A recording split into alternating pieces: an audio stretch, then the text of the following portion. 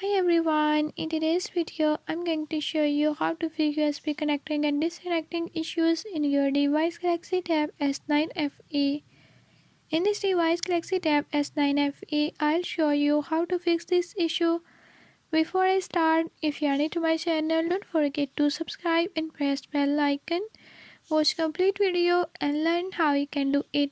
Let's watch the video.